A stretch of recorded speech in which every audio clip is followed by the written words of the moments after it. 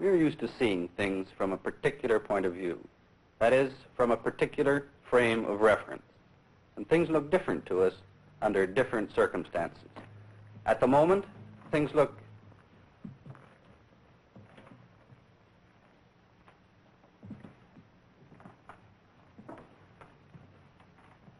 You look peculiar. You're upside down. No, you're the one that's upside down. No, you're upside down. No, I'm not. He's the one that's upside down, isn't he? Well, let's toss for it. All right. Okay.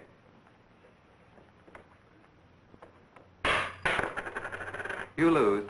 He's the one that's really upside down. You better come into my frame of reference now. All right.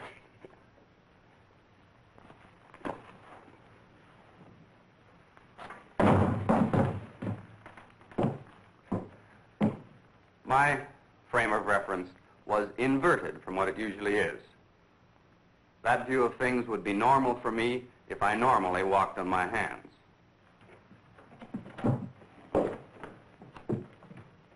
This represents a frame of reference. Just 3 rods stuck together so that each is at right angles to the other 2. Now I'm going to move in this direction.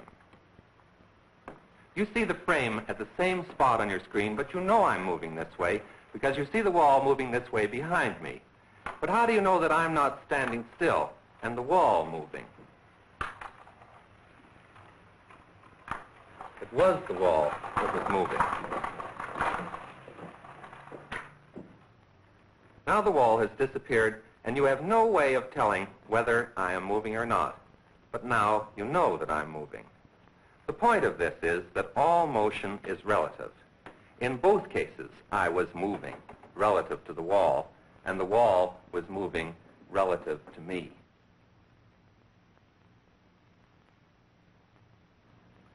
All motion is relative, but we tend to think of one thing as being fixed and the other thing as being moving. We usually think of the earth as fixed, and walls are usually fixed to the earth, so perhaps you were surprised the first time when it was the wall that was moving and not Dr. Hume. A frame of reference fixed to the earth is the most common frame of reference in which to observe the motion of other things.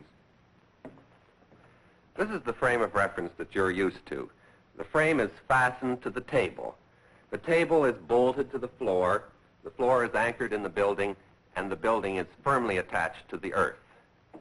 Of course, the reason for having 3 rods is the position of any object, such as this ball, can be specified using these 3 reference lines. This reference line points in the direction which we call up, which is a different direction here than it is on the other side of the earth. And these 2 reference lines specify a plane, which we call horizontal or level.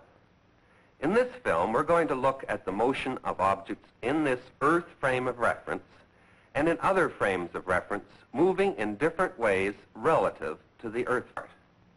Now I want you to watch the motion of this white spot.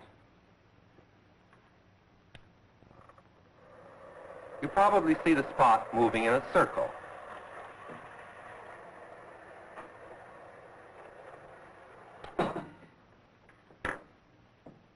But this is what its path is actually like in the earth frame of reference. This is your normal frame of reference. You saw the spot moving in the circle because your eye moved along with the cart. You put yourself in the frame of reference of the moving cart. So you see, it isn't always true that we view motion from the earth frame of reference. When the motion is simpler from the moving frame, you automatically put yourself in that moving frame.